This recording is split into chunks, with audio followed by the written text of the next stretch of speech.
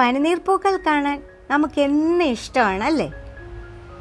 പച്ച നിറത്തിലുള്ള ഇലകൾക്കിടയിൽ നിറഞ്ഞു നിൽക്കുന്ന പൂക്കളുടെ വർണ്ണവൈവിധ്യവും വലിപ്പ വ്യത്യാസവും ആരെയാണ് ആകർഷിക്കാത്തത്? സൗന്ദര്യവും സൗരഭ്യവും ഒരേ അളവിൽ ഒരുമിക്കുമ്പോഴുണ്ടാകുന്ന മാസ്മരിക അനുഭവമാണ് റോസാപ്പൂക്കൾ നമുക്ക് സമ്മാനിക്കുന്നത്. അതുതന്നെയാണ് റോസാപ്പൂക്കളെ മറ്റു പൂക്കളിൽ നിന്നും വേറിട്ട് നിർത്തുന്നതും. പുരാതന കാലം മുതൽക്കേ മനുഷ്യൻ കൂടെ കൂട്ടിയ റോസാച്ചെടികൾ ഇന്നും നമ്മുടെ പൂന്തോട്ടത്തിലെ നിറസാന്നിധ്യമാകുന്നു.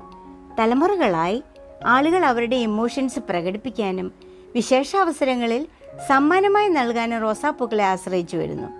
ഹൈബ്രിഡ് വെറൈറ്റീസിൻ്റെ ആവിർഭാവത്തോടെ നമുക്ക് കിട്ടുന്ന പനിനീർ ചെടികൾ ഏതെല്ലാം നിറത്തിലും സൈസിലും ഷേപ്പിലുമുള്ള പൂക്കളാണുള്ളത്. അവയെല്ലാം നമ്മുടെ കയ്യെത്തും ദൂരത്ത് തന്നെ ചെറിയ വിലയിൽ ലഭിക്കുമെന്നുള്ളത് ഏറെ സന്തോഷകരവുമാണ്.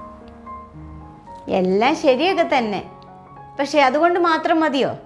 നമ്മൾ നഴ്സറിയിൽ നിന്ന് നല്ല മനോഹരമായ പൂക്കളോടുകൂടിയ റോസാച്ചെടി കൊണ്ട് വാങ്ങി വീട്ടിൽ വയ്ക്കുന്നു. കുറച്ച് നാളുകളൊക്കെ അങ്ങനെയൊക്കെ നിൽക്കും. അത് കഴിയുമ്പം മെല്ലെ അതിൻ്റെ പൂവൊക്കെ കുറഞ്ഞു വരുന്നു. പിന്നീട് പൂവ് ഉണ്ടാകാറില്ല. ഉണ്ടാകുന്ന പൂക്കളാണെങ്കിലോ ശുഷ്കിച്ചതും ചെറുതുമായിരിക്കും. റോസാച്ചെടികളെ സ്നേഹിക്കുന്ന ആളുകളൊക്കെ ഇങ്ങനെ പറഞ്ഞു കേൾക്കാറുണ്ട്. എന്തുകൊണ്ടാണ് ഇങ്ങനെ സംഭവിക്കുന്നത്? ഇതിന് പല കാരണങ്ങളുണ്ട്. എങ്കിലും എടുത്തു പറയേണ്ട ഒരു വില്ലനെ നമ്മൾ കാണാതെ പോകരുത് കേട്ടോ. ഈ റോസച്ചെടിക്ക് ഉണ്ടാകുന്ന ബ്ലാക്ക് സ്പോട്ട് എന്ന ഒരു രോഗമാണത്. ഇതൊരു ഫംഗൽ ഡിസീസാണ്. എങ്ങനെയാണ് ഇത് സംഭവിക്കുന്നത്? ഇതിനുള്ളൊരു പ്രതിവിധി എന്താണ്? ഇതൊക്കെയാണ് ഇന്നത്തെ വീഡിയോയിൽ ഞാൻ നിങ്ങളുമായി പങ്കുവയ്ക്കുന്നത്. ഈ വീഡിയോ സ്കിപ്പ് ചെയ്യാതെ കാണുക. ചാനൽ സബ്സ്ക്രൈബ് ചെയ്യാതെ ആരെങ്കിലും ഉണ്ടെങ്കിൽ ദയവായിട്ടൊന്ന് സബ്സ്ക്രൈബ് ചെയ്യുക.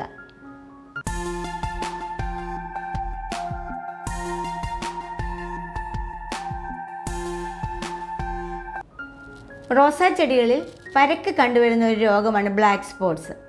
ഇത് ഡിപ്ലോകാർപ്പോൺ റോസിയെ എന്ന പേരിൽ അറിയപ്പെടുന്ന ഒരു ഫംഗസിൻ്റെ ആക്രമണഫലമായാണ് ഉണ്ടാകുന്നത്. ഇലകളിൽ മുകൾ ഭാഗത്ത് വൃത്താകൃതിയിലുള്ള കറുത്ത പാടുകളായാണ് ഇത് ആദ്യം പ്രത്യക്ഷപ്പെടുക. തുടർന്ന് ഈ പാടുകൾക്ക് ചുറ്റും മഞ്ഞ നിറം വ്യാപിക്കുകയും ഇലകൾ കൊഴിഞ്ഞു പോവുകയും ചെയ്യും. സാധാരണ താഴെയുള്ള ഇലകളെയാണ് ഇത് ആദ്യം ബാധിക്കുന്നത്. ക്രമേണ മുകളിലുള്ള ഇലകളിലേക്കും പടരുന്നു. ഈ രോഗം ചെടിയെ ഒറ്റയടിക്ക് നശിപ്പിക്കുകയില്ലെങ്കിലും അതിനെ തീർത്തും ദുർബലമാക്കി കളയും. ഇലകൾ പൊഴിയുന്നത് മൂലം ഫോട്ടോസിന്തസിസിനുള്ള കഴിവ് കുറയുന്നു. ഉണ്ടാകുന്ന പൂക്കൾക്ക് പോലും ഭംഗിയുണ്ടാവില്ല. ഒരു റോസാ ചെടിയെ സംബന്ധിച്ചിടത്തോളം ഇതിൽ പരം ഒരു ദുരന്തം ഉണ്ടാകാനായിട്ടുണ്ടോ? ഇനി ഈ രോഗം വരാതിരിക്കാനും വന്നാൽ അത് വ്യാപിക്കാതിരിക്കാനും എന്തൊക്കെ ചെയ്യണമെന്നും കൂടാതെ അതിൻ്റെ പ്രതിവിധികൾ എന്തൊക്കെയാണെന്ന് നമുക്കൊന്ന് പരിശോധിക്കാം. ചെടികൾ നടുമ്പോൾ അത് അടുത്തടുത്താകാതിരിക്കാൻ പ്രത്യേകം ശ്രദ്ധിക്കുക. വായുസഞ്ചാരം ഉറപ്പാക്കുന്ന വിധം ചെടികൾ തമ്മിൽ ആവശ്യത്തിന് അകലം ഉണ്ടായിരിക്കണം. തിങ്ങിയും കെട്ടുപിണഞ്ഞു നിൽക്കുന്ന തണ്ടുകളൊക്കെ മുറിച്ചു മാറ്റേണ്ടതാണ്. വെള്ളം ഒഴിച്ചു കൊടുക്കുമ്പോൾ റോസാ ചെടിയുടെ ചുവട്ടിലേക്ക് വേണം ഒഴിച്ചു കൊടുക്കാനായിട്ട്. അതിൻ്റെ ഇലകളിലേക്ക് വെള്ളം ഒഴിച്ചാൽ ഇലകളിൽ വെള്ളം തങ്ങി നിൽക്കുകയും അത് ഫംഗസ് ബാധിക്കാൻ കാരണമായി തീരുകയും ചെയ്യും. രാവിലെ വെള്ളം ഒഴിക്കുന്നതാണ് ഏറ്റവും നല്ലത്.